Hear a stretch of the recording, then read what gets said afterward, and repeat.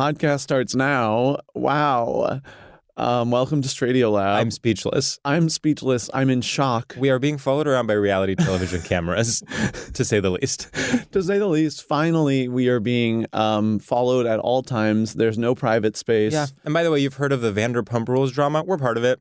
Yeah, we have a big hand in it, actually. We have a big hand in it. We orchestrated the whole thing. Yeah. And guess what? It's fucking working because people are talking about it. And the numbers are flying through the roof. And it's all because of us. And you don't see us on camera, but we're in those credits. And you never bothered to look, sweetheart. So to be as candid and clear as possible, what's happening is we are in studio. And we recently made the decision to, I'll say it, pivot to video. Yeah, which is a loaded term, which is crazy. In the past, the pivot to video has been seen as a cheap way to get clicks. But in our case, it's a way to expand our reach. Well, our art is about our voices, but it's also about our images. That's true. We've talked about this before, but we were told by a consultant that our faces are too symmetrical for the camera. Yeah. But they decided, they were like, you know what, let's risk it. Yeah, I mean, this is sort of like, Michael Jordan was cut from the high school basketball team, and so we were told over and over, like, no, people will cry instantly upon seeing you because it's all just fits so right and it complements each other in such a beautiful way. And, people will think it's CGI. They'll say it's not real. And we kept saying like, oh, well, just let us, show ourselves. And they said, no. That's why we ended up in podcasting. Originally, we were film actors. Yeah. And stage. And stage, of course, but they had to always go in and with CGI replace our faces with Sebastian Stan. Because he was a little more approachable. Yeah, they replaced me with Sebastian Stan and you with Jake Gyllenhaal. So all those movies that you see with Jake Gyllenhaal and Sebastian Stan, like, we're the ones doing the heavy lifting. Yeah, but nevertheless, she persisted, and we are now on camera, and it's coming soon to YouTube. And I have to say, it feels insane. Here's the thing. We were told, and we were like excited to, like I said, broaden our reach new audiences via the medium of video, via the platform of YouTube, a platform that, in my knowledge, has never done anything bad. No, good platform. Good platform. I've heard the algorithm works really well, and that it just recommends things that are more and more pro-democracy, no matter what you click on. No matter what. That's what I've read in the New York Times. And so, of course, we were like, why not put the podcast on YouTube? Apparently, a lot of people listen to podcasts. Listen to podcasts on YouTube. A lot of people like to watch podcasts. People love to have that video element, And so we were like, yes, let's record our session in this beautiful studio. Of course, in my mind, it never occurred to me, where would the cameras go? It never occurred to me, where would the cameras go? It never occurred to me, like, how would I respond to a camera? Right. I think I was sort of like, well, like, it'll be almost like surveillance footage. Like, I was expecting like a camera in the corner of the room that I don't think is there. I was expecting like almost no light. And then like maybe they could even do it like reality show, like when they're like hooking up with someone, it would be sort of that like green like filter when you're like looking at night vision. And can I describe like what it is like? Please. There's two huge cameras. Yeah. These are not iPhones just subtly in the corner. Massive like rolling like film cameras.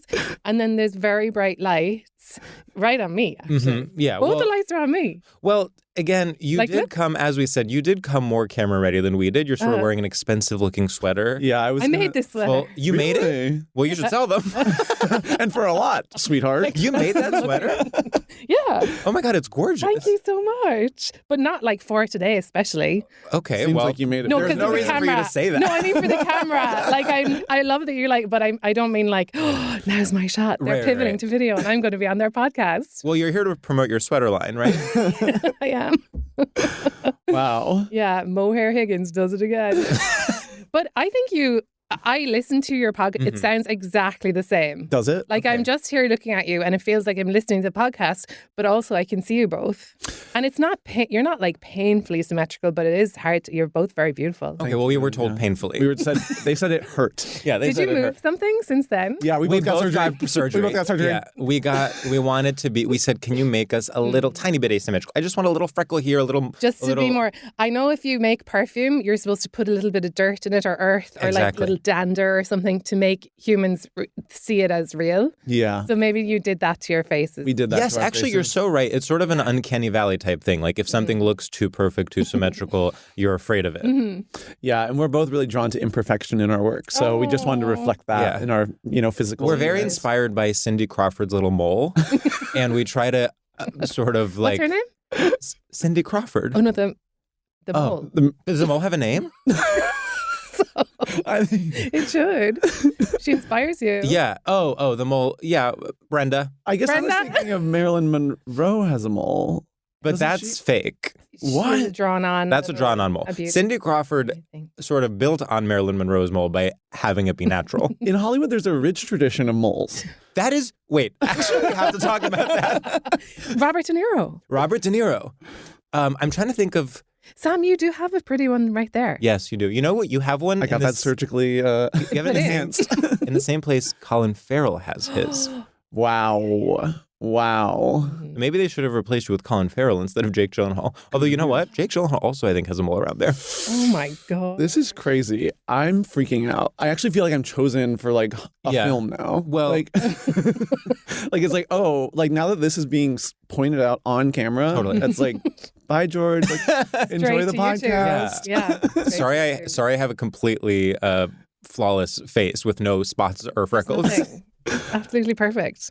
Just glasses. Just glasses, Is yeah. that was and your... by the way, I don't need them. I just needed something to uglify me a little bit. I also, when we came in here, I also felt like, like in A Star Is Born, when they're recording in the studio and she's like being stiff and weird. Yes. And Bradley Cooper's like, I know what to do. Bring a piano in here. And she's like, it's too much. It's too much. I could never do it.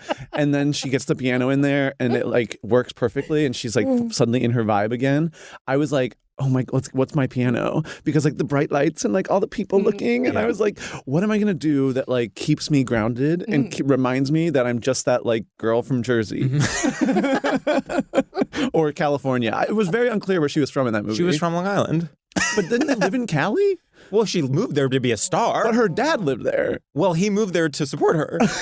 In the beginning, am I crazy? In the beginning, she like goes back to her house in like Yeah. Long Island. I think it had sort of a euphoria disease where it's like, where sure. is this? Yeah. No, that's fair. Any that's fair. place USA. Yeah, exactly. But wait, so what are you doing to keep grounded? That's a great question. I actually don't have a device or a piano, but I think I was trying to find it internally. What is my internally. piano? Yeah. Because that happened in Titanic. There was a band down underground, like, in the poor people's part of the ship. And James Cameron just like found them in a pub in Ireland or something. And he was like, this is like the perfect like wild Irish band to like play traditional music. And then they were all too shy with the camera and everything. I mean, I do think it's a real. Yeah. I almost think 90% of being any kind of successful celebrity is learning to deal with technology around you.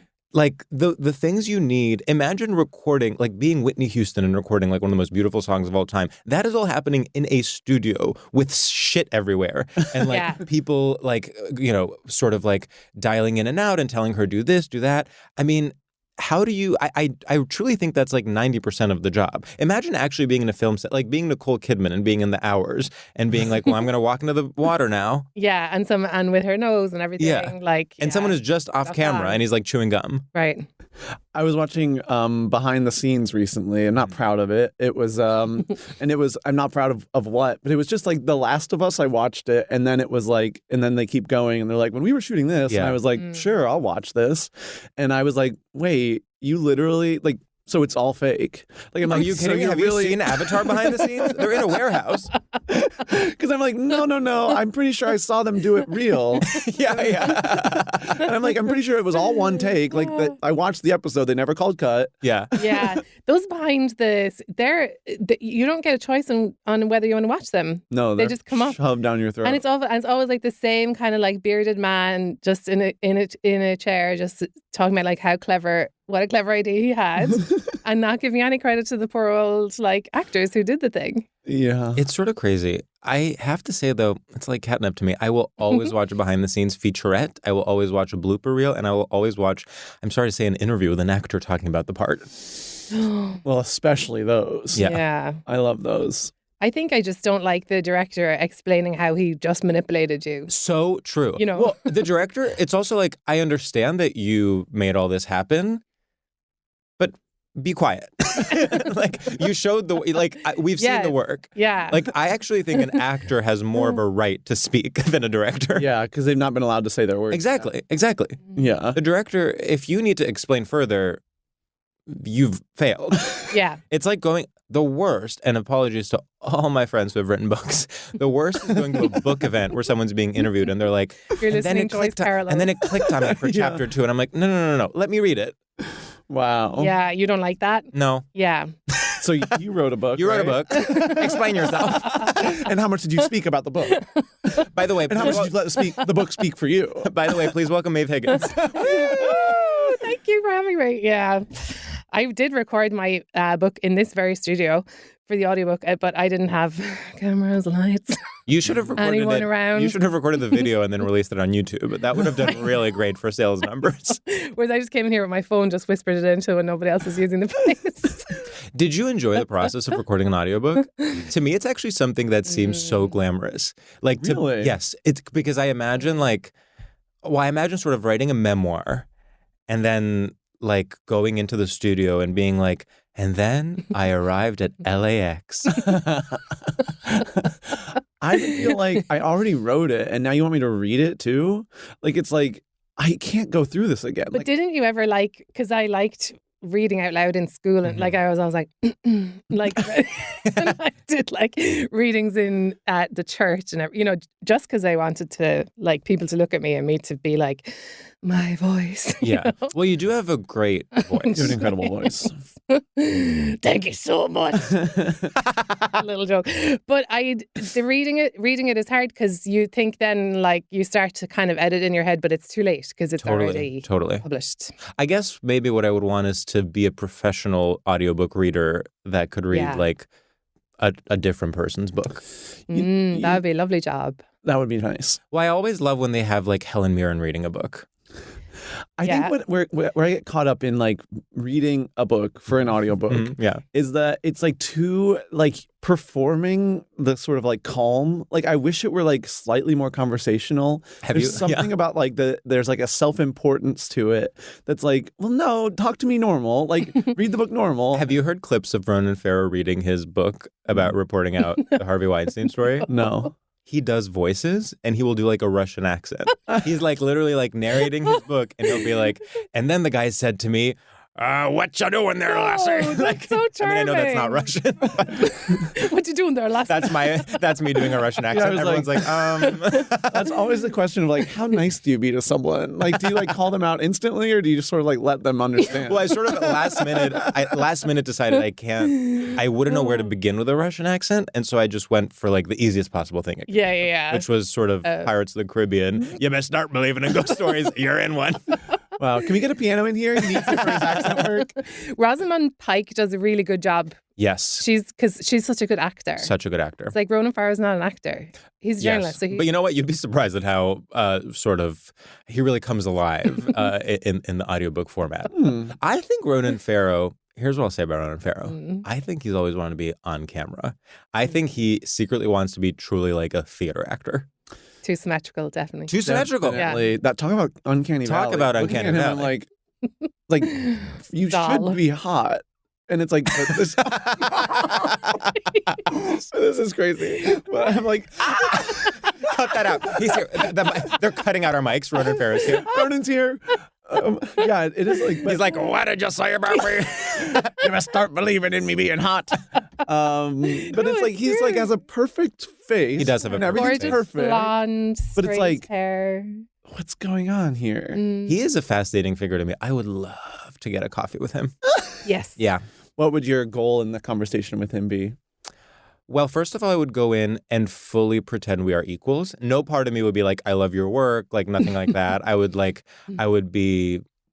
it would be completely neutral, and then my goal would be to gaslight him into then wanting to impress me. Yeah. And then at the end of it, we would be actually good friends and potentially, plan another date. I think his the way to become friends with him is admire how hard he works. That seems to be really important to him. 'Cause, he doesn't need to work hard at all because he's brilliant and has beautiful, generational wealth. Yeah. And wealth. Yeah, exactly. But he loves to talk about a lot. I just was up all night. I had 3 more deadlines. And by the way, he's you could say good that at to it. him. Yeah, he's great at his job. So you could say that to him if you want. There's a tip. I think, what I think about him? Okay. I think, so he famously was a sort of child genius. He went to college at 16. Right. He went to law school at 18. That's a big part of his narrative. Then he was immediately had his own show on MSNBC or something. And I think sometimes what happens with people like that is when they finally are of a normal adult age, they are stripped of the title of kid genius because they're no longer a kid. Oh, that And they hurts. don't know what the next chapter is. Yeah. Well, this kind of gets into Twitter being obsessed with if you were gifted, you're depressed now. It's actually exactly that. Yeah.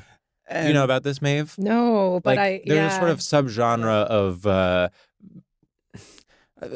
line of thinking that's all about how if you were a gifted kid, now you are struggling more than potentially political prisoners, refugees. It is the worst fate one can have. Is if you were in the gifted program, now you are depressed, you're bisexual, you are very, unable to hold down a job. I would say it's essential it's very me at 5, you're gifted. Me at 25, I'm anxious. yeah, exactly. Yeah.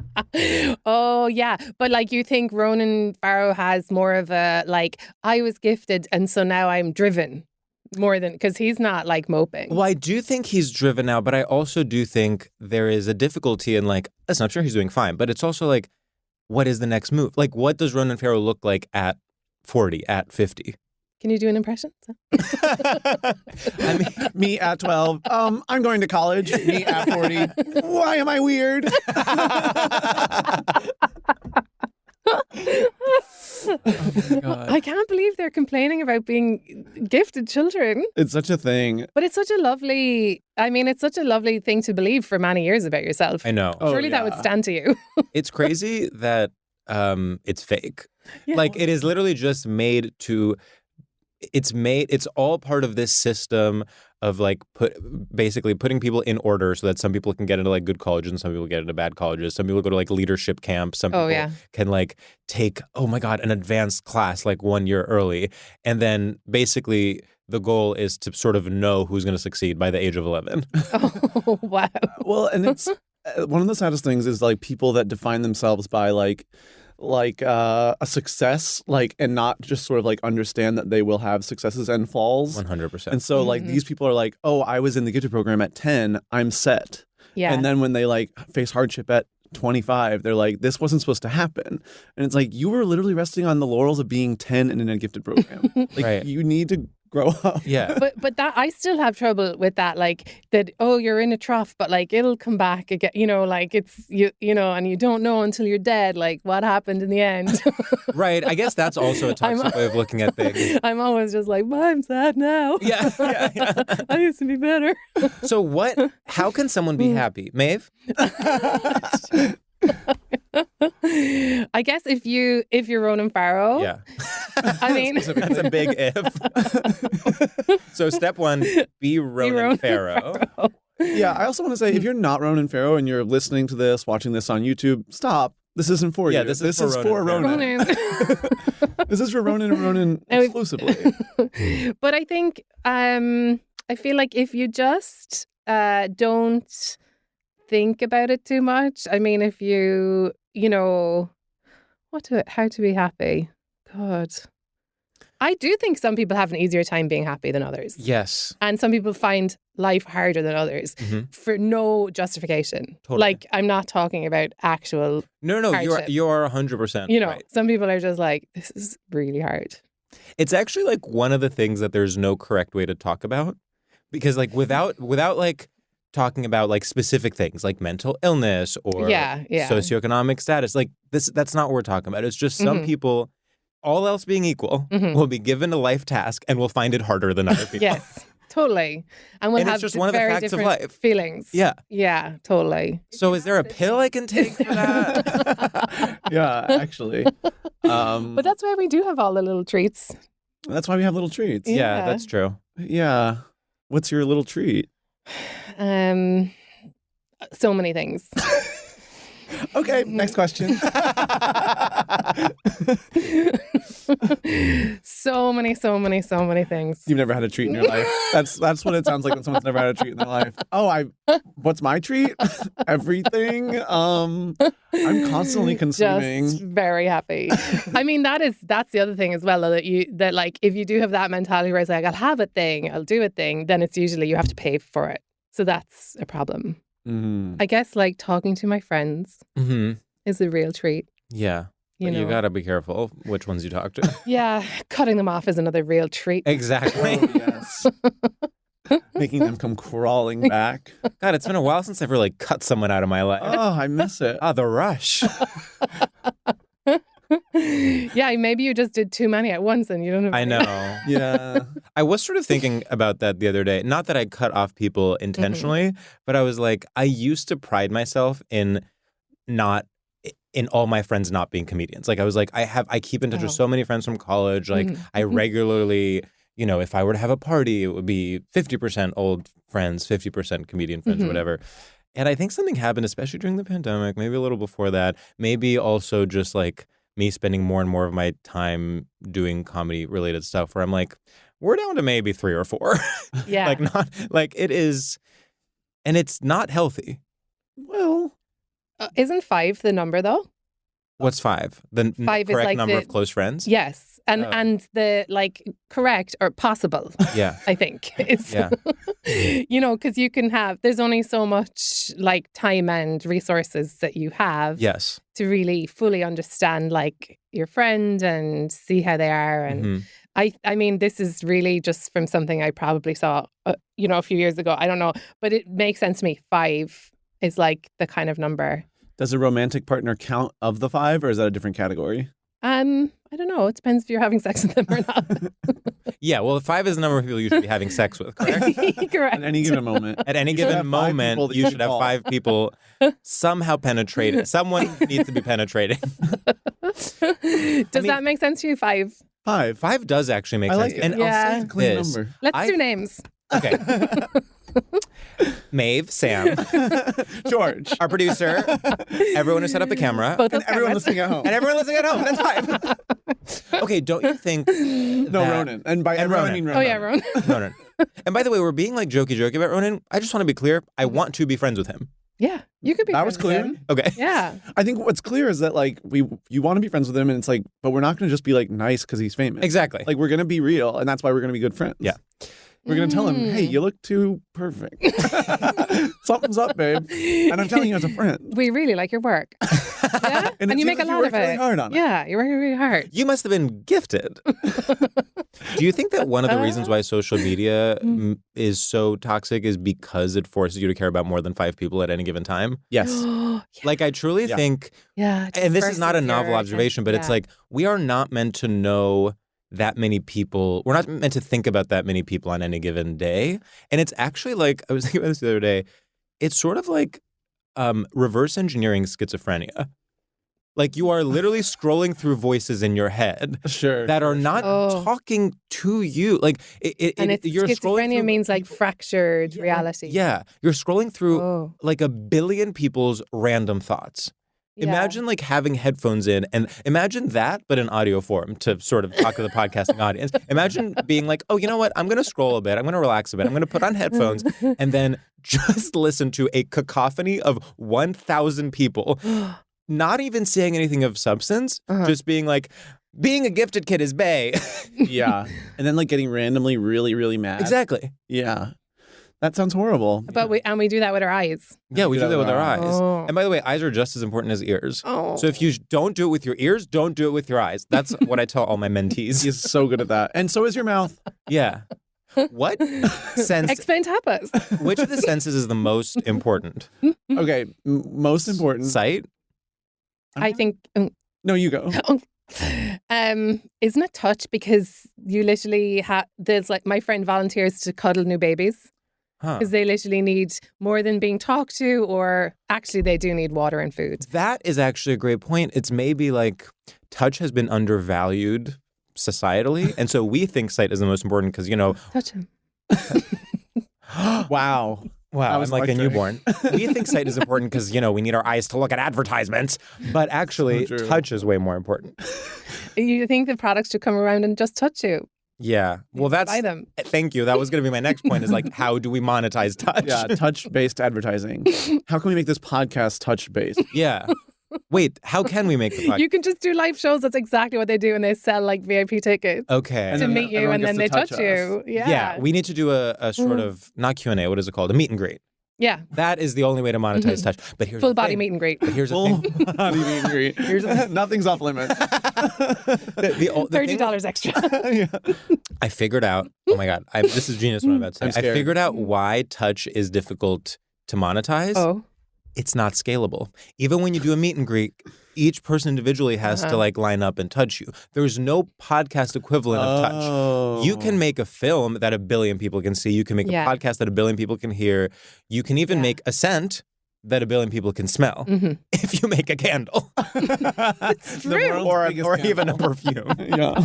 But there is Or a literally noxious gas, like a big exactly. explosion. There is literally no way to scale at a grand scale, at a global scale, touch. There's that woman who goes around hugging people. But again, one by one. Yeah, it is. Too slow. Yeah. What is So the you're most saying number of people? It's the most anti-capitalist. Exactly. Sense. Literally touches the most anti-capitalist sense. This is a big idea.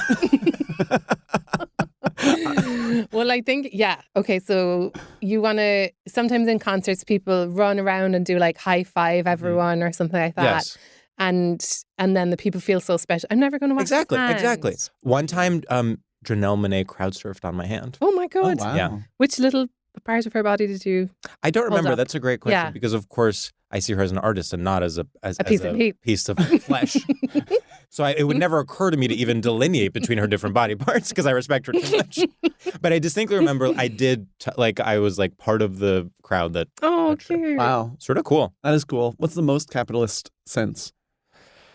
It got to be eyes. I think so. Yeah. I mean, that's what you use to see advertisements. But like when you say capitalist, And to see your screen, it's like profiting from someone else's labor. So like, oh, see, I was thinking the most exploitable sense. oh, like okay. if you are selling a product, the easiest way to someone is via their eyes. I mean, just look at the art industry. Exactly. Oh, I'm a buyer. Well, you're a collector, Of course. I forgot about that. and mostly of touch-based art. That's what we say, collector. You've got to come and feel my pieces. My apartment is just covered in absolutely beautiful tactile pieces. You know, that should be real. Yeah. Um, Wow.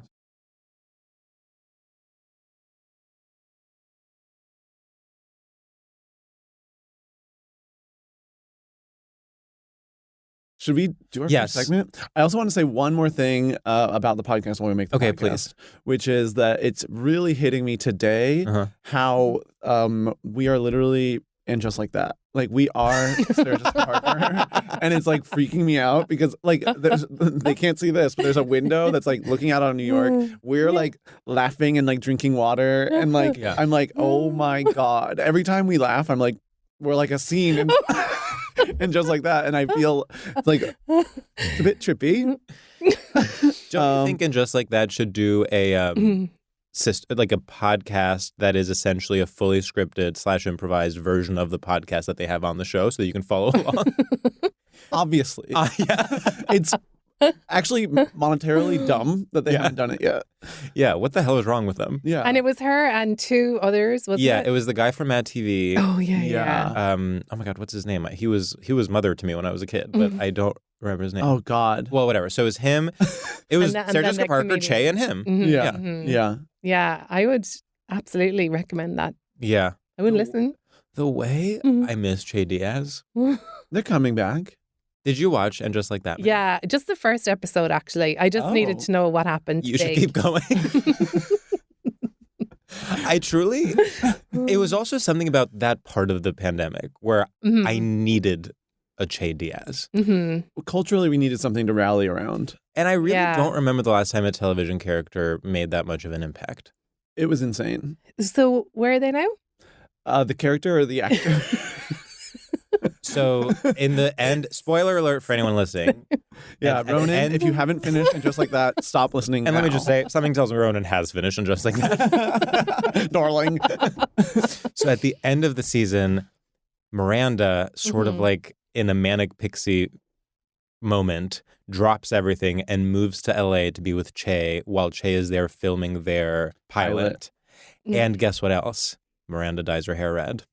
Because in the beginning, she had gray hair. And that's actually sending mixed messages to me because you're supposed to think gray hair is empowering. You would be wrong, actually. Red hair is empowering. No. You're dead wrong. You're fucking dead wrong, bitch. She had given up, and it was sad. Now she was has pathetic, her groove back. and now that she finally has her groove back, she's able to be a redhead. Now she's embracing her queer self. She's ditching her dead-ass husband. He's not dead, but, you know, sexually. Yeah, that's right. He died sexually. And also, but can you imagine her just showing up when you're taping a pilot in LA? I worry for Shay now. Well, you know what's going to happen is basically the scene is going to be like Che is shooting the pilot. Yeah. And Miranda comes up, and Cynthia Nixon is really good at doing this sort of, at acting this sort of desperation that Miranda has and Just Like That. It's like, it's in the eyes. She's just like, I need to feel anything. And so she's going to show up to the set and be like, Che, and like waving. And then she's going to be like, what is she doing here? I'm trying to do my job. Yes, and the security guard. But you're right about that, because didn't she play this character that had trapped in syndrome or something like that? Miranda did. Or Cynthia Nixon. Wasn't that her? Like she played in ER or something like that. Oh my God. You know, where you have something happens to you, get like a brain injury and you're totally fine, but your body can't move. And so she was only acting with her eyes, which you might think, so easy. I get paid to lie there all day. I would never think that. That sounds so difficult. I would never disrespect that kind of acting. Wow. So she's really so yeah, I think tapping you're right into about that for her role as Miranda. Yeah. Just kind of no body. Yeah. Just eyes. And you saw that. Wow. Unless it was a completely different actress. No. I think it was her. It sounds like sounds her. Right. You know, I recently watched Amadeus. Gray, red she's hair. in it. Did you know she's in Amadeus? No. Yeah, suddenly they like open the door and she's like there. She just like plays the cleaning lady. Plays the cleaning lady? Yeah, and she actually, I don't want to ruin it, but has a pretty big role. Oh. She's part of a plan to sabotage something. Say that. Uh-oh. New York State. I haven't watched the film. Yeah. Yeah, exactly. She's running for mayor or governor.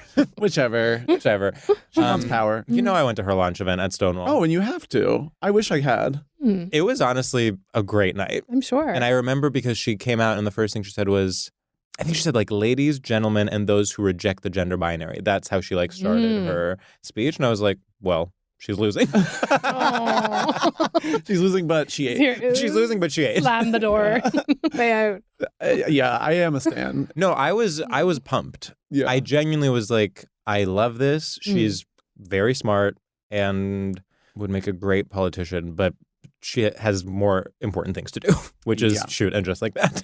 And Amadeus. And Amadeus. Yeah, they're rebooting that actually. She's playing Amadeus. Okay, sorry. Okay, our first segment. Our first segment is called Straight Shooters. And in this segment, we ask you a series of rapid fire questions, specifically this thing, this other thing, to gauge your familiarity with and complicity in straight culture. Okay. The only rule is you can't ask any follow-up questions or we'll fly off our rockers. We'll cut your camera and your mic. Oh my God. I thought you were going to say, like, cut your throat or something. I was like, I would never say that. The cut was so intense. I was like, whoa. But that's like killing me. Turning off the camera. Yeah, turning off the lights. We're actually going to keep you here and finish the episode, but turn off your spotlight so that you look worse than us in the video. I'll be so good. Okay. Hold on. Let me find my notes app. Got it. Okay. Maeve. HBO's Los Spookies or RuPaul's Drag Race, Selena S. Titties? Los Spookies. Oh, okay. Taking the high road or taking the subway? Taking the high road. Okay. A trend forecast or a prophecy foretold. Oh, a prophecy foretold. Being a hoarder or being inspired by Billy Porter? Being inspired by Billy Porter. Okay, walkable cities or petable kitties. Petable kitties. Middlebrow trash being awarded or developing a rash that you need to get sorted? Developing a rash that you need to get sorted. Being concerned about the future of film or understanding that whatever happens is God's will. Ooh, that's good. Being concerned about the future of film. Keeping it mellow in Mar-a-Lago or starring in Othello as Iago? Starring in Othello as Iago. Wow. Incredible. Now can I ask a Yeah, question? yeah. What's the aim of it? Your complicity to... No, but You're like so, to this measure is so your Ronan complicity. Farrow. Like you're being so I'm like deeply investigating this. you're being so like oh, I was a gifted child. Here's what It's like trips people out. Here's what trips people out with this segment is like, Yeah. basically, there are two kinds of thinking: mathematical thinking and artistic thinking. And what this Get her. Men and women. and men and women. No. But you're sort of rejecting the gender binary by being a man right now and doing mathematical thinking. Yeah. So basically, what trips people up with this segment is we ask things in a mathematical way because we're like, number is one thing or another thing. Okay. But then we judge you based on a performance rather than any sort of like logical. Oh, Like it is not about whether you Yeah. pick the right thing. It is not about whether you quote unquote know how it works. Mm-hmm. It's about making an entrance and putting up and making an impact. It's essentially about nothing. There's no goal. Yeah. It's more about sort of looking inward and, learning to love yourself. I understand. Yeah. And if I feel good, actually. Yeah, I think you actually did a Yeah. really good job until, of course, the end when you Yeah. asked what the What rules is were. this about? Yeah, so I'm going to say 732 doves. Out of 1,000. Okay. I'm actually delighted with that. Mhm. That's good. Do you ever sort of like going back to the mathematical versus artistic thinking? Yeah. Do you ever find yourself? This happens to me a lot, where I'll be like really going in on something, and someone will tell me like, "Okay, you made your point," and I'm like, "I wasn't making a point. I was completing a performance." That is And if you thought I was making a point, that is on you. no, that's a fight. When someone's like, "Okay, you made your point," Yeah. it's like, Yeah. "Oh, so you want to silence me?" Right? Yeah. It's like, "Well, now I'm pissed." Well, it's also like you don't care about prose. Like you just care about making a point. I'm not a politician. I'm a stylist. Yeah, and I'm giving a critique, And I'm giving a critique. and there's a lot of different angles to it. Yeah, and you're not my editor, sweetheart. No, this is the brainstorming session. Actually, But there's such an honesty in that because what I say to be manipulative is like, I'm just thinking this through. 100%. But I'm not thinking it through. I know exactly what I'm saying. Yeah, wow. So it's much more honest to be like, I'm not finished my performance. exactly. Yeah, that's gorgeous. And actually just accepting that every conversation is a performance. The little show. It is a little duet. I mean, even And by the way, there is a winner. there's always a winner. This in particular, I actually do feel more performative Of course. in a way that is like, oh, like it's actually going to help. I think like we can. Oh, every this conversation- meaning us being recorded us being recorded and yes. sitting around this table and knowing people are literally like hired to like put up a light. I'm like, Yeah, we're in a one-act play. we're We're in a one-act play, and it is about a dinner party that goes wrong. and it's fully improvised. It's Oh, fully improvised. well, I want to talk about a dinner party aspect, but I don't know if we should get into it right now. Okay. Do I know what you're? I'm trying to look into your eyes. And okay, dinner party. No, let's You're not. just like, Okay. roast lamb. Okay. Should we? We need to get But into isn't our there the topic. observer effect? Okay, yeah. Oh, But I what's want. that? Oh, what's the observer effect? Just the thing watched changes. The thing being watched changes. Well, yes, that's okay. That's actually sort of what I was attempting very poorly to get at when I was talking about how like 90% of being a celebrity is being able to like tune out the cameras or whatever. Yeah. And it's like, yeah. in fact, you can't separate No, the materiality of the technology no. recording something from the performance itself. Or even the awareness. Exactly. Yeah. That's why theater. That's literally like the difference between different media. Like the medium of theater is different from the medium of television and the medium of film. Partly because of the mechanics that make it possible. Okay, I'm learning. Okay, I have a question for you, Maeve. And I hate the fact that I'm even asking this. I hate myself for asking this. Oh, wow. Sure. But I have but unfortunately, appreciate if you. we have you here, there's like no way for me to not ask this. I'm and really the question is, curious. I've had this theory for at this point about a year and a half that Ireland is trending. And I know that it's so. If someone said that to me about something I am Greece. associated with, I would be like, truly fuck off. But I can't forgive myself for not asking. Well, gay's not To trending me, anymore. it Now started I'm with trending. obviously it started with Sally Rooney, Mhm. and Our I think famous Marxist novelist. exactly. Mhm. I think Banshees of Inisherin was huge. Mhm. I also think there is a reaction against all the sort of like Jubilee queen dying attention that England got, and people are like, literally, what is the alternative to this? No, Do I you would, feel you know, that at all? Bad Sisters is Irish too? Huh? Bad Sisters is Irish too? That's the other Yeah. one. Bad Yeah. Sisters. Wait, that was literally my third one, and I forgot. Thank you. Bad Sisters, and it's so funny because one thing I was thinking of as a topic for this was like English, Mm-hmm. and then I just felt like no, I don't want to get like internationalism, you know, like and be Irish in that way. Totally. But like the English language I meant, Yes, was straight, 100%. was Very straight. But then I think you're right, and it's so interesting that you picked up on it because whenever I go home, there's like they're calling it like the Celtic revival or something, but it's like Okay, so it is a thing. yeah. I wish we had like a bell to ring. Yeah. Ring the Celtic bell. Yeah, Ireland's trending. Because I have to say, like, it's really rare that.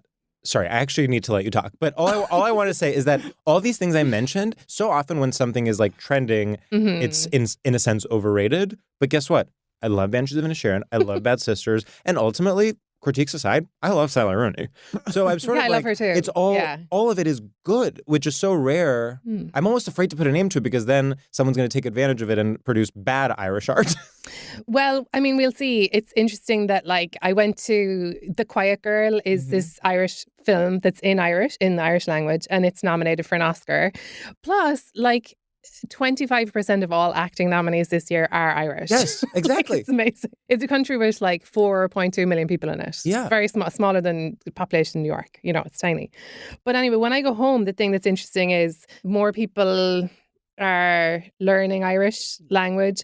A lot of my friends who like lived in Dublin moved to the west coast of Ireland, which is more like it's more, I mean, it's hard to explain, but like old Ireland, I suppose, in the way that like you'd picture. So as in Dublin has like H&M and Starbucks, and it's like the headquarters of Google and Facebook are there, and it's just like, oh, Dublin. But then, you know, if you go to the other parts of Ireland, there's like Irish speaking and just a slower pace. Like Totally, I totally. even sound like, my family's it's from like- Greece, and there's okay, like a yeah. very equivalent. Like if you go to like they're called like the villages in Greece. It's Yeah. simply like yeah, it's like you're in a different time period yeah. than if you're in Athens. Yeah. It's just like tricky because there's a whole industry built around like, you know, the Irish diaspora. Yes. And like there was a thing where people thought maybe the Banshees was set now. I and know. It's set in 1923. So like sometimes I have to kind of be careful. But I think you're right. And the thing about it is the art coming out of Ireland, I think, is really cool at the moment. Mhm. But a funny thing about that too, like when I went to see The Quiet Girl, like the movie here, Yeah. it was, you know, like a New York screening where they invited a bunch of Irish people. And there was a state minister there. Like, you know, just this guy who came out like a young government minister from Ireland, because like it was funded like a lot by the Irish government. And I got asked, because I write as well, you know, and I got like an email from like the Irish Tourist Board being like, we're taking journalists to the island where the Banshees of Inisherin was filmed. Ooh. And, you know, we'll bring you there for 3 days and 3 nights and like we'll show you this. And I was God. like, What a dream. but like the government is like supporting the Wow. film industry in that very intense way. Wow. So that helps. Yeah. Are You know? doing that? I didn't do that. No, absolutely not. No. Can I tell you- Because like, yeah, tell me. I almost went to that screening of The Quiet Girl. Oh, And I like had something with my sister or something that day and I couldn't go. But it's a very special film. okay, I need to watch it. It's beautiful. Yeah, it is.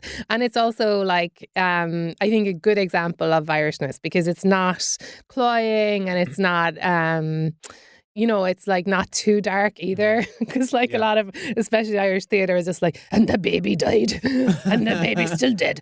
And like, there is a bit of that, but like, it's not too much. So it gets that nice balance. And there's just like very cool, very young Irish people and doing interesting things, I think. And even aside from Sally Rooney? I mean, there's always I guess her other. friends, I guess yeah, her friend group. Yeah, that's what I was thinking of. Yeah. Wow. Well, I'm really glad I asked, honestly. That's I can't believe I love when you have something that's actually for a guest specifically. I know. And then it's correct. Well, that that was Ronan Farrow. Yeah. That was I really Ronan Farrow have been level. like, so much of the stuff I've enjoyed over the past year has some Irish. Also, like Rashid Murphy releasing a new album. There's just there are things happening constantly. And I'm always like, I gotta go. Oh, and also, so many people I know are traveling to Ireland, which I don't know how that is like, because as, you know, as someone who like is from a very touristy place, I know that can be a double-edged sword where like sometimes increased tourism can be bad for the locals. But is that something that your community or family has? I mean, it's like it's only 5.5 hours. So, you know, I always say like, it's closer than Los Angeles, you know, which it is. I think crazy. It is. Yeah, isn't it? Okay, we're going to Ireland. I would actually love to do a live show in where Banshees of Inisherin was set. Oh, like I would say it's so gorgeous, and part of me, like when I see like The Quiet Girl, which is set in like where a place my grandmother's from, and the Banshees where it's an island and like it's, you know, so familiar to me, and I do feel like, what am I doing here? Yeah, totally. Do you ever feel that? Oh my God, are you kidding me? Yeah. Yes, when I go back to Greece. Yeah. Yes, it's like it literally. I'm like, I mean, Ireland is a like much even more the light and functioning everything. country than Greece is. Right. So I do think for you it would be slightly more of a possibility. Yeah. Like I literally don't even know what I would do if I were to move back to Greece. I guess I'd like open a cafe. But yeah, it's crazy. Like everything is cheaper. It is beautiful. The weather is better. My family is there. Yeah. You're sort of like, why am I getting sweet green? I know. Wow. I know. But it's just, you know, for now. Yes, of course. Things always change. And like I said earlier, we don't know the end until we're dead. It's true. Remember when I said so that? Enjoy your sweet green. Yeah, and I will. Could be the last one you ever have. Well, let's fucking hope so. Oh my God. You might get barred from Sweetgreen, actually. Yeah. Well, I think that all this international talk leads so well into our topic. Mm-hmm. Maeve, tell us what you've brought today and sort of what about it is straight to you. Okay, so my topic is green card marriages / the K1 fiance visa. Mm-hmm. Okay. So that's the step you take before you do a green card marriage. If you're an American engaged to somebody from a different country, then they come over here and they have 3 months to decide, you know, they have to leave at the end of 3 months or they have to get married. Which is why it was like a genius ticking clock idea for the TV show 90 Day Fiancé. I didn't realize it was based... 90 Day. I didn't realize it was literally based on like the legal framework. Sponsored by the government. Yeah. That's crazy. Isn't it crazy? Yeah. But I was thinking to myself, I'm sure it's very straight, you know, because it's obviously like all contracted. It's marriage. Mm-hmm. But then I was like, I should check. So I was like looking at... just on my phone on my way. Like I was like looking at the data and it's almost all women who come over to get married to straight men in America. Does that make it straight? I think that makes it First of all, yes, that makes it But at the straight. same time, it's a slay. Because if it's women doing it, then it's kind of like... Well, if it's women doing it, then they're taking charge of their lives. Yeah. Yeah. And they're manipulating men. Manipulating get men. what they want. Yeah. You just have to be married for 2 years, I think. And then you get your citizenship. And then you can get divorced? Then you can get divorced. But you do have to stay married for 2 years. Here's my question. In 90 Day Fiancé, which I wish I had done some research and watched some of, in 90 Day Fiancé, is there any pretense of them attempting to actually have a relationship, or is it purely transactional? No, you have to convince the government. You have to get letters from your friends. There's a whole process where you have to convince people that it's real. Okay. So there's no, it's like a cover up of the transaction, which is, you know, I think you don't have to have seen the show, I don't think, even though it's one of the most popular shows in the country. I know, it's crazy. Yeah. I mean, one of our blind spots is reality television. Yeah. We don't really... We watched Drag Race and that's kind of... Yeah. And then I, in the past, have watched one of the Housewives and Vanderpump Rules, but it's been years. So, well, I'm not a big watcher either, but my friend worked on 90 Day Fiancé, and I got so curious about it because I could hear her sometimes interviewing the men here, and like you have to be like you want to put people on TV that are like funny and like maybe weird, but like not like disgusting. Yeah. Right. So the men want a girlfriend. Yeah. And they have... I mean, really, they want a wife. They want a wife. Yeah. And here's my question, I guess, is like, why do they prefer an international wife to an American one? Right. Because the assumption is, of course, that they like can't find a wife without like, you know, having something to manipulate. I see. So that's what it is. It's like these men that feel like they could not get a wife unless they have something to offer her. Yeah. That's what it is? Yeah. I mean, that's the assumption. Yeah. I mean, some of them give other justifications, like they're like, you know, like often problematic things. Like, I just prefer Filipina women. Or like, it's the Celtic revival, so like, let's do it. Yeah. Yeah, she's the next Sally Rooney. I couldn't. She's the next Sally Rooney. Wow. Actually, she is Sally Rooney. She is Sally Rooney. Wait, Sally Rooney's in 90 Day Fiancé? Yeah, Girl, you do not have to do this. You're successful. No, and that's like just goes to show you like how messed up the book industry is. Yeah. Like... Yeah, she's like, I'm doing it to make a point. Normal people. Okay, I am one. Yeah, yeah, exactly. Yeah, I don't know. I think that American citizenship is a real prize. Of course. You know. Of course. But it's also, when I think about it, I think about like, is that everything they have? Like, that's all they have, right? Because like you think, okay, you want to be in a transaction with someone, you want to like make a contract, like you marry someone. In that way, you're saying like, I'm giving you this and you're giving me this. And really, that's what they're saying. They're just saying, I have you as just by dint of being born.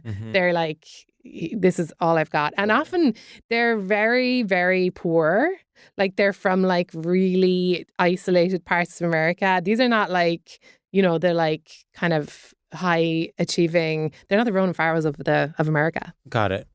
Yeah. But what they do have is American citizenship. Wow, there's something so deeply sad about that. Yeah. Well, that's why I'm sure I'm the only person that's ever pointed that out. Whoa, biting cultural commentary. Yeah, so I think that's sort of devastating, basically. Wow. Is my response to 90 Day Fiancé as a You're premise. not afraid to speak up. Yeah, I love sorry. that. And not to be condescending, by the way. I think they deserve love. No, thank you for saying that. I'm seeing this But for me, yeah, it makes me want to slap my wrist. God, you wiped a smile off my face. Wow. Wow. Yeah, I mean, it's sad. It's also, it makes for good TV. Of course. Because well, also, it's, I'm sure you feel this way as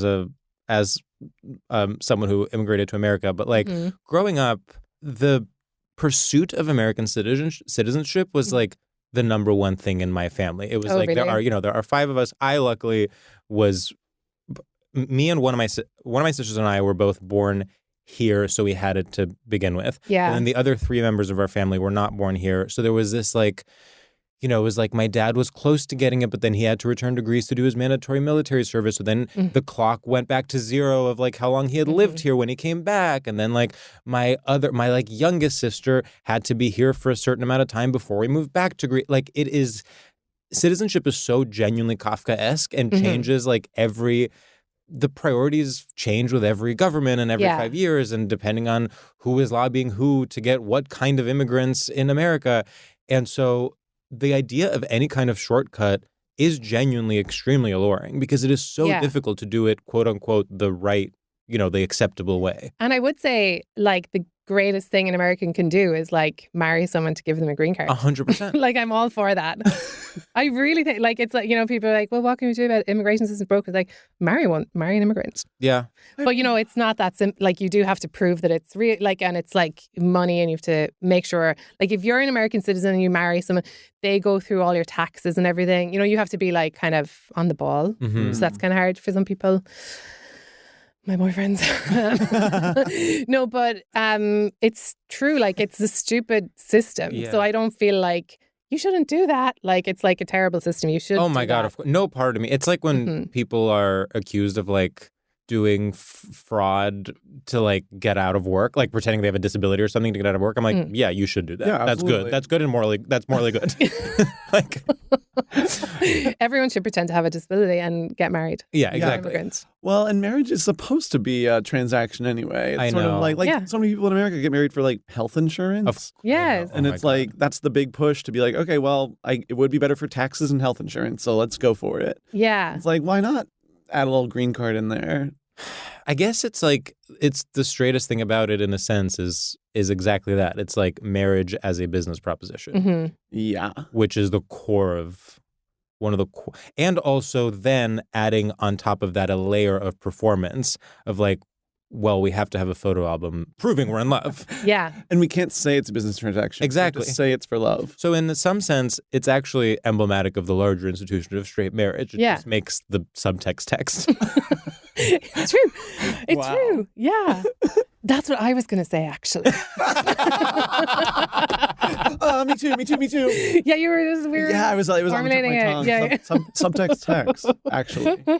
And it's very intrusive too. Also, queer couples do obviously get Yes. married and, but like, and get green cards through marriage and stuff. But like, you do have to, sometimes they ask you about your sex life and like, you have to, Who's the bottom? Who's That's the what I top? was gonna say.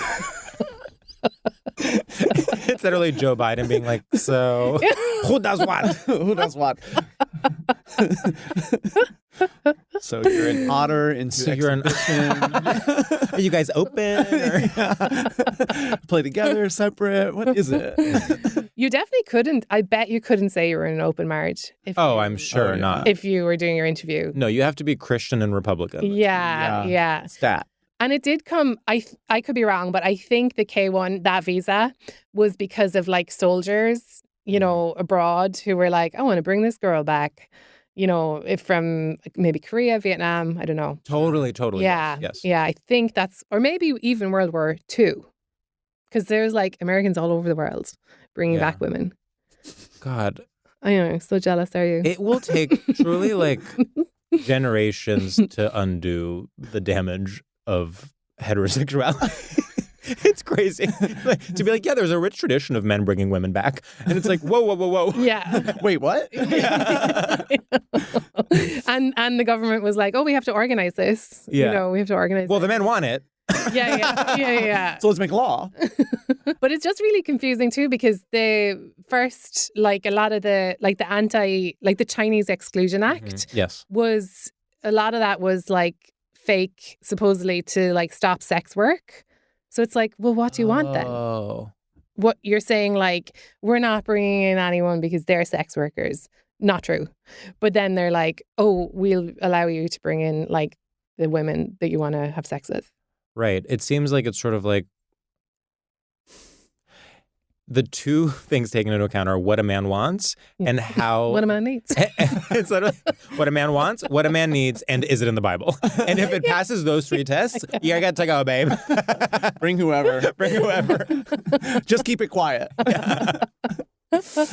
I feel like green card marriages are such a trope in TV and film. Yeah. Like The Proposal and like on Will and Grace, famously, Taye Diggs played a guy Will was into, but he was Canadian. And so Grace offered to marry him. Oh, I didn't know that. To like bring him I think I saw one of these eps, actually. Yeah. Oh. I mean, it's a very sitcom. The 90-day thing is very sitcom. It's very sitcom. Yeah. And having to like prove your love to like a government official is like inherently comedic. And it's like, so I get it. I get why you would run to it for. Of course. I mean, they have all these spin-off shows too called like 90 Day the Other Way and stuff, where like the American goes abroad. Oh. And that's incredible. Wow. Because often, so like the majority of those visas are for Filipina women. Mhm. And then so like American men like go to the Philippines and they just don't have a clue like what's going on. And they're from, like rural America somewhere and they've never traveled or anything. And then they just like go to the Philippines and then they're just like out of their minds. Wow. Well, that sounds a little more playful. That's fun to watch. That wouldn't make you too sad, I don't think. Yeah. What, in the words of MIA, borders, what's up with that? And her paper Literally. planes. Paper planes are visas. Oh my God, What? that's right. Yeah. Yes. But also borders, what's up with that? One of the most important statements ever said in music. When she said that, politics changed. Wait, actually, I just want to be candid. I did not know paper planes were visas. I didn't know either. And I pretended I did. And now I want you to explain. So paper planes. So that song is also about borders, obviously. Well, yeah. It's like, Well, not that obvious. We both didn't know. wait, hold on. All I want to do. Okay, so then What's the? Well, I think maybe let's not look too much into it because I think it's not a. Imagine happy... if I just made it up. Yeah. No, but that's I'm just sweating sitting here. Oh God, don't think about it too much. I think paper planes are they allow you to travel. Yes, of course. Mm-hmm. That's genius. But wait, you were going to say So smart. borders. What's up with that? Yeah, I'm just. Is that what you're actually thinking? Literally. Yeah. I don't know. I understand. No, it's insane. Whenever I go to another country and it's like, why is this so difficult? Yeah. Like, I'm like, shouldn't we just like hop off the plane and get in a car? I know, and it's also like, just okay. Well, I guess it comes down to I understand the point of. Just by political beliefs aside, I understand theoretically the point of borders. I'm not like why. I understand, despite the fact that despite regional sports teams. Exactly. Yes, like countries need different flags and they need anthems to be performed at the Olympics. Yeah, and there also needs to be like a best international feature award at the Oscars. Yeah, it's pretty simple. Yeah, but the idea that like a foreigner is inherently more evil than someone living in your country is truly so arbitrary when you think about how many evil people exist in every country. Yeah, and also how they just change all the time. Yes. Like the Philippines was like a US colony basically for a while. So like why are they acting now like, oh, you need a special, like 100%. Obviously like Mexico, America took part of Mexico. Like they're so fluid. Yes. Borders are, but not for only if you're powerful.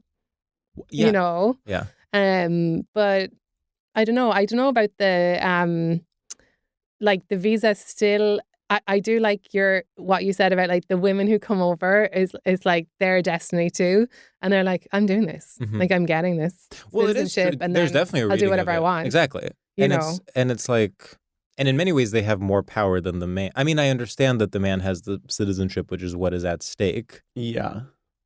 But the men it's so funny what they believe about themselves, though. The straight guys. Like, they just think they're not desperate? Yeah. And they think that she loves them. Oh. They fully think often that she just loves them. Well, that's kind of sweet. And it's like so nice because like no American woman loved him. Yeah. And now here's this woman who's like beautiful and young and she just loves him. She wants to live with him. And I think they do believe it. Well, I'm trying to find a positive. Sorry, I'm trying to only read it as like good. Yeah. She does love him. Okay, well that's nice, right, George? Sisters are doing it for themselves. Yeah, that's really nice. I know of only one gay version of like in like a personal life. I gotta say, my instinct when you said that the other day was like, I also know gay versions, but now I can't think of any of them because I'm like, I'm sure I know. I think I know a few like Canada, US couples, which I think is like, it's sort of like everything we're talking about without any of the politics. You know, it's sort of like, well, it's Canadian. Yeah. Right. Because it's for Canadians, there's like tons of undocumented Canadians I think, in America. And then it's only when you kind of get into it, I guess. Alanis Morissette.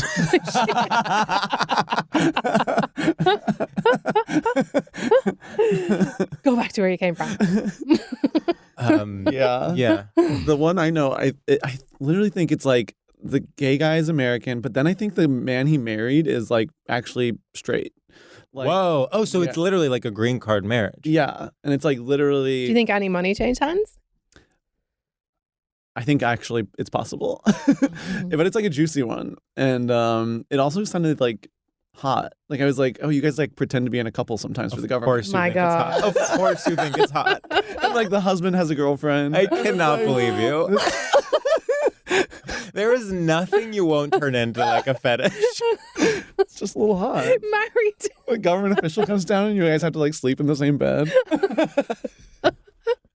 They like turn on the TV and they've like planned it so it's a sex tape of them. Like, oh, sorry, didn't mean for you to see that, but that's just what we do all night. And do you like the idea of them putting together photo albums? So you'd need to go like maybe hire a photographer and like go through different seasons and everything, you know, like different costumes, you and this guy. Yeah. Well, that's a classic sitcom thing. I feel like that, I feel like I've seen that montage of. Yeah, there was the Gerard Depardieu film. Oh. I'm saying his name wrong, I'm sure. But No. and it was called Green Card. Oh. And I think that, like, you know, they really did fall in love. Like, it was arranged and then they really did fall in love. But, like, if you are doing a big trick together, like, if you are doing a big, like, putting the wool over the government's eyes and stuff, then that is, like... That does bond you. Yeah. And probably if you're doing you that... You trust each other a lot.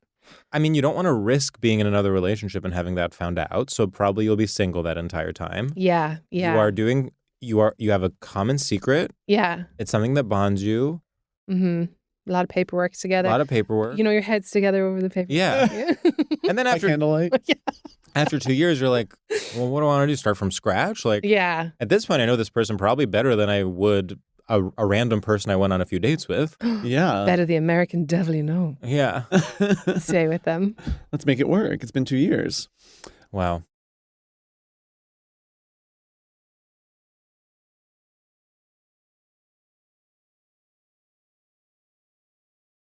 Should we do our final segment? I think so. Any final thoughts on... No, I just want to really apologize for bringing you both down and thank making you feel really sad. No, don't apologize to us. Apologize to the listeners. I'm sorry, Ronan. I'm sorry. But a nice way, obviously, to lift everyone's spirits would be a little proposal. Oh my God, who's going to propose? Oh my God, do you want us to propose to you? Do you want us to propose? No, I don't know. Are you... I don't have a green card. You don't have a green card? Really? Mm-hmm. So in some senses, you're single. Here's... Wait, I have a question. Are you... you don't have to answer this if you don't want to. Are you single? Yeah. Okay. Well, I would like to say that if... Well, oh my God, I do. Congrats, George. I do. Congrats, George. Well, what I was gonna say is because I'm not. You can joking. be in our wedding. I'm taking this nice. seriously. I'm like, if any listeners want to propose to Maeve, slide into the DMs. Slide into the DMs. I have had friends offer. I mean, I just don't need it. Like, you know, as in, like, I have a really good visa and everything. But I have had friends like offer, definitely. And if I was stuck, I totally... You've considered it. Yeah. Yeah. You'd rather marry a rando than go back and join the Celtic revival. And say goodbye to Sweet Green forever. You can be in it too, the Celtic Revival. I would love to. Yeah. I would love to be in the Celtic Revival. I would actually love to be in Bad Sister season 2. I actually think I would thrive as like the American in like a show. Yeah. You like, walking in. What's that? I'd be like, I don't know why I'm here. One time, God. Sharon Horgan to me is like true mother. I really love her. And one time years ago, someone told me that someone on her team, quote unquote, told me she had read something I had written. And I suspect he was lying. I suspect it was like, she loved it. Well, everyone in this town. Yeah. But to this day, I have chosen to believe it. I'm like, she's just waiting for the right time to get in touch. I'm sure that's true. Yeah, I'm sure that's true. I mean, this was like 6 years ago. Yeah. She was reading a lot back then. Maybe she's going to call me after this episode comes out. She's like, oh my God, I had forgotten about that. Yes, we'd love to make it. God. You know, I went to like a talk that she did years ago when I was living in Ireland, pre-revival. And sad. Yeah, it was like dystopian. It was The Last of Us. Like, I've got to go out of here. That's how it felt there in 2010, honestly. Until there's a revival. And she was doing, you know, like a screenwriters talk organized by, like, I can't remember who, but like it was at the Writers Center. And there was only women in the audience. Wow. You know, it's like only women can go and see a woman talk. And there's like more male screenwriters in Ireland than there are female ones. Of course. But like Sharon Horgan was talking and she's like a genius, obviously. She's literally the most... Now this was before, but it was after pulling, like, you know, she was like up there already and clearly so funny and great. But anyway, that's like not my resounding memory of her, but sometimes I kind of needle on that one. Think about how stupid they are. I know. It's nuts. They could have like listened to Sharon Horgan 10 years ago like I did. Look at me now.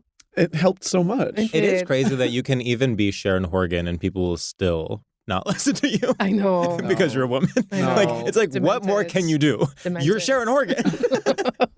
No more sad. No more sad. Only good vibes. They're listening to her now, and I'm engaged. Wait, okay. Oh my God, I keep bumping into my mic. Idea for Sharon Horgan's next show that will combine green card marriages and the Celtic revival.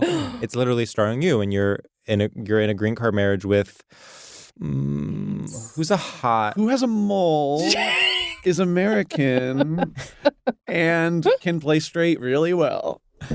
Ronan Farrow. No Mole Farrow. Oh my God, I would love it if it was Ronan Farrow and you starring in a green card. I would too, actually. Sharon Horgan show on Apple TV+. Yeah, yeah. And Maeve Farrow would have to be in it too, as she just would be, his mom. Yes, that's right. Yeah, She plays yeah. his mom. It's like her big comeback is just like a light comedy. She's like, Ronan, who's this girl? Yeah, She's Irish? He plays himself. Yeah, he plays himself. He plays himself, she plays herself. Yes, you play yourself and you play yourself. It's a reality show. And by the way, we're Che Diaz and you're doing a podcast, and this is part of it. Wow. Che, you're back. Let's do our final segment. Okay. Well, you introduced it. Yes, there would be nothing I want more in my life. So I'm just thinking of what men want, what men need, and is it in the Bible? My iconic joke from earlier that everyone loved. That was a good slay. Okay. Maeve, our final segment is called Shoutouts. And in this segment, we pay homage to a classic straight artistic tradition, the radio shoutout. Think, MTV's TRL. Think you're calling into a radio show and shouting out your squad back home. We want to shout out something that we've been loving lately and that we want to give a shout out to. And guess what? I don't have one. Do you? Guess what? I have one. Whoa. Yeah. Okay, go off. What's up, freaks, losers, perverts? Sam here. I just want to give a huge shout out to spring lighting. I feel the sun has changed in the last week and it is completely different now. And yes, it's still cold. When we're recording this, it is early March, but the lighting is different. And it is like, I feel when I'm looking out a window, like, oh, I bet it's warm outside. And that, even just thinking that for a moment, does wonders for my mood.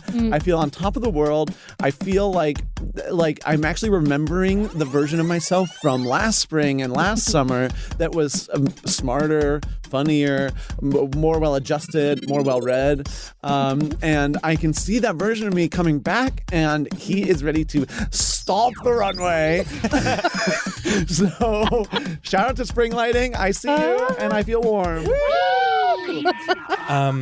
What's up, listeners out there in all countries? There are no borders on this podcast.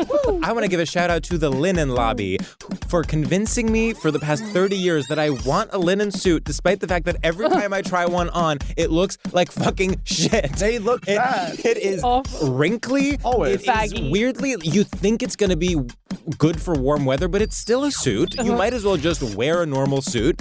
And you think you're going to look good in a lighter color, but guess what? Suits are meant to be dark, folks. And guess what? Despite all of that, despite the fact that I recently tried on a linen suit and it went into my butt in a way I have not seen any pants go into my butt before, I am, after this recording, going and trying on another linen suit because I can't get over the fact that I need one for summer weddings this year, and I'm going to one in a month, and I need to wear a linen suit because the invite said linen suits are okay. And I took that as an order. And guess what? None of them are going to look good, but I am going to overpay for them, and then I'm going to wear them and not post the pics because I'm going to look bad. Woo! No, this is really smart, actually. I think linen suits are only meant for like film sets because what there's is always going a on? steamer off, just off Yeah. cam. Like they always look good in movies and TV shows and in ads. And then it's like, but then you sit down once and it's like a wrinkly mess. It's truly, I mean, I feel this way about linen sheets too, which I should have mentioned the shout outs and goes back to Linen Lobby. I'm like, what is the deal with linen? Why are we still pretending? And yet, like I said, I'm not joking that I'm going to go try on another suit after this. Where are you going? J. Crew. Classic. And they bag out at the knees. And Yes. They're just, Also, I have to say, not to get too real about body image on this podcast, but as someone who struggles with body image, suits are actually really something I love wearing because they are structured in a way that, like, no matter what your body type is as a gentleman, it makes you just sort of look like a Ken doll because of the shoulder pads and because of the way it's... And linen suits are unstructured, so you also don't feel as hot as you would in wearing a normal suit. It's just sort of like, this is your body type and we're putting a thing on it. We're draping on some... And yet I really hope it fits well when I go later. I bet it will. I bet it's going to look Okay. Maeve, okay, Maeve, whenever you are ready. Oh my God, she's ready. Yeah. Okay. Shout out, because I never did one of these, so I wrote it down. Shout out to all my curly-haired women with glasses working in wool shops, aka yarn stores, all around the world. I know you're shy girls. All you care about is the fabric art community. But guess what? I care about you. Watching you light up when I ask about Kitchener Stitch makes me believe the world's going to be okay. And maybe a stitch in time really will save 9. I love you as much as you love knitting. And how can you even measure... Excuse me. How could you even measure that? It's an infinity scarf, and you're both ends, baby. Thank you. Wow, that was one of the best shout-outs anyone has ever done. That was incredible. And it was a great tie-in to your product line. I know. Wait, I can't believe we ran out of time and didn't talk about your product line. Yeah. I don't have this. This is just for me. So it's just one piece for sale. It's just one piece. Yeah. You could charge millions. And it smells like Bed Bath & Beyond, that cherry body lotion that I use. This color palette is like so sophisticated. Oh, Yeah, thank you so great. much. It really is. It's like those 3 colors together can only... You have to be talented to like make it work. Like they couldn't sell that at J. Crew. No. No, it took a long time. It's 4 strands of mohair held together. Wow. So it did take me ages. And in fact, it's so funny because I absolutely hated it when I made it and I tried it on. And it took me so long and I was nearly going to give it to charity. And then I thought, no, it's too crap for the charity shop because there's a few mistakes. I don't know if you can see them like this. Well, we love imperfections. Yeah, it's like a mole for your clothes. Wow. Well, thank God this is a visual podcast now. I know, truly. I was like, we have to get a photo, but then I remembered it's going to be on YouTube. Honey, but there's going to be a photo. Video even. Video, yeah. Well, I was thrilled to be here for your very first YouTube podcast. It's an honor to have you. Yeah, thanks so much for doing it. What a delight. What a delight. Well, Right. bye. Happy wedding. Everyone.